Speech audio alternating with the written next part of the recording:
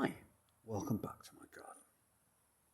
Yesterday, I found myself in one of our local bars. Now, you might suggest that's probably not such an unusual event, and it isn't, but it was a Thursday, and I tend to wait until the weekend. But these were trying circumstances. Some local ne'er-do-wells had stolen the copper wire, so we were powerless and would be for some time until the local power company had it up and running again. So I thought it was getting dark, too dark to work, so I thought I might as well go into the centre where I suspected their network would be up, and it was. Their turn for powerlessness had been the day before, and that seems to be the modus operandi of our little copper wire thieves.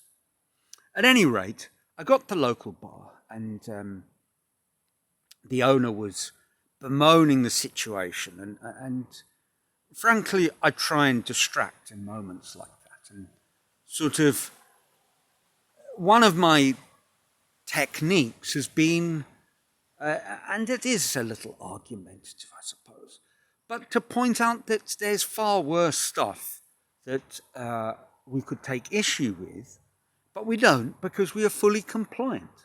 And my current topic of choice is gambling. And on this channel I've mentioned this before, how, for example, football coverage in Brazil is just swamped with adverts for online betting. And frankly, it's a problem. Of course, they always at the end say, do so in moderation, a bit like drinking alcohol adverts. But obviously, gambling companies don't want you to bet in moderation. They want you to lose your shirt. And it's a multi-billion-dollar industry. And it's a scourge of, certainly of football. To what extent it influences results is another matter. But, well, that is a thing too. Recently, the World Snooker Championships took place, and the winner was a Chinese chap who'd just come back from a ban for betting infringements. So match fixing and so forth goes on in modern sport, and it is, of course, driven by gambling. But my point to the bar owner was, you don't hear people talking about that because everybody, for example, here, not everybody, but vast numbers of people indulge themselves in these sort of things. Either they buy an illegal lottery ticket with Jogo de Bicho, the animal game, which is a sort of a lottery run by criminal factions, basically. But everyone willfully takes part in that because, it's become part of the culture. And of course, if you ask people if they think in the long run they're winning, they know they're not, but they are addicted. And you can kind of see this following on from my recent spate of videos, because people get drawn into gambling in much the same way that I've been talking about. Well, of course, it should be the other way around. We get drawn into internet addiction in much the same way that people have traditionally been drawn into gambling. And it's a problem. The conversation that we were having yesterday, no one disagreed with me. The owner of the bar said, you're right. And then, of course, irony of ironies, only a few short minutes later, one of the other local colourful characters came in and they started playing their game of dominoes. And of course, they're all betting on it. What's that all about? Well, I guess it's a bit like the internet addiction. People are trying to make sense of otherwise, I don't want to say miserable lives, because our lives here aren't miserable, but otherwise meaningless lives. And perhaps you might argue that that's an overstatement, but I'm not sure.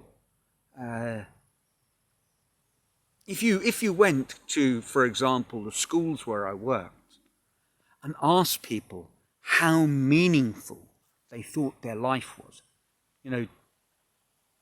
what its true value was, it'd be a tough question to ask, because the truth was, I suspect the answer would have been that not that much.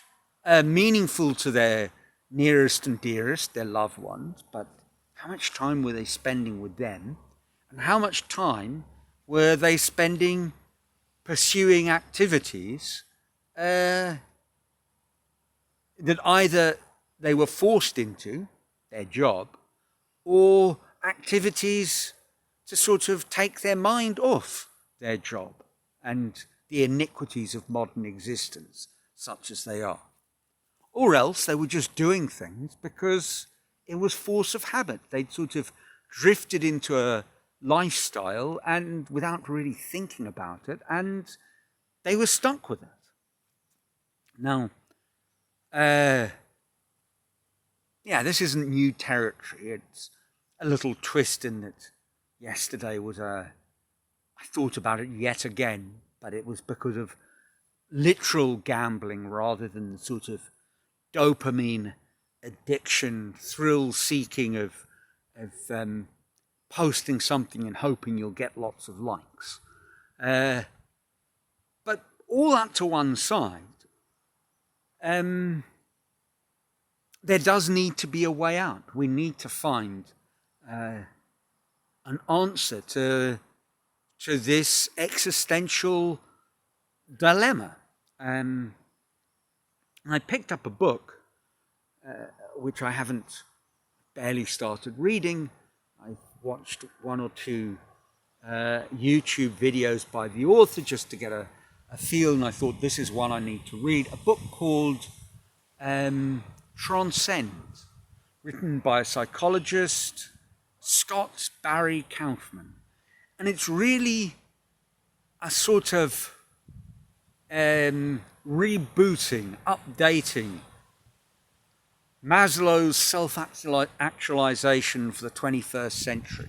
It sort of builds along those lines. But really what the author is arguing is that Maslow, if you examine his writings, that never really came to a conclusion. I think he died relatively young, perhaps a heart failure, something like that, maybe in his 60s. But he was working on ideas, and his belief wasn't that self-actualization was an end in itself, but rather that it was a stepping stone towards this state of transcendence. And transcendence, based on the very little bit that I've got so far, but I will let you know when I finish the book, sort of unpick this a little bit more. But transcendence, really, what he's talking about is moving beyond your own ego. I don't know if it's living exactly selflessly, like a monk, but I guess not viewing yourself as an end in itself. I'm not sure. I will, as I say, I've barely started reading the book, but I get the feeling that that's the direction it's moving in. And it's certainly an idea that I think picked up the book because I had a feeling it would be, illuminating, but also right up my street. I think this idea that an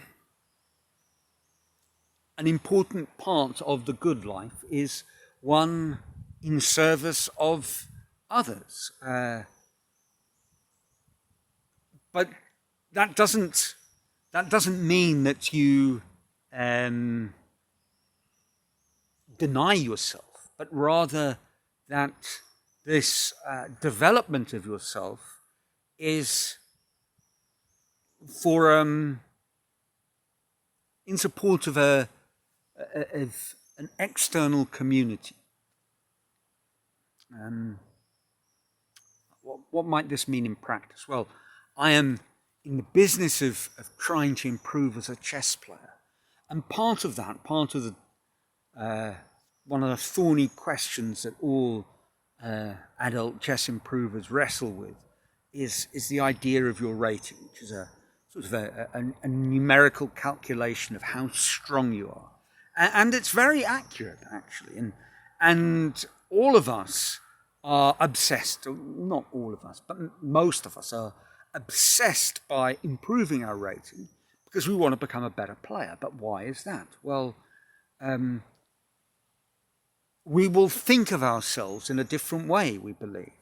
If I'm a better player, it means I'm validating my sort of fragile ego. You know, there, look at me, I'm clever after all. No one believed it, but it's true. But this is, I'm putting it in a sort of straw man type of format, but this is obviously ridiculous. But becoming a stronger chess player or understanding more about chess, you might be doing it for all sorts of other reasons.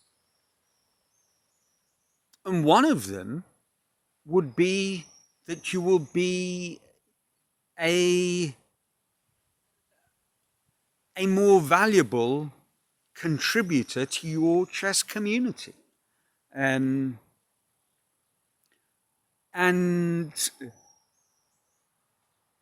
well, that is, I suppose, an external.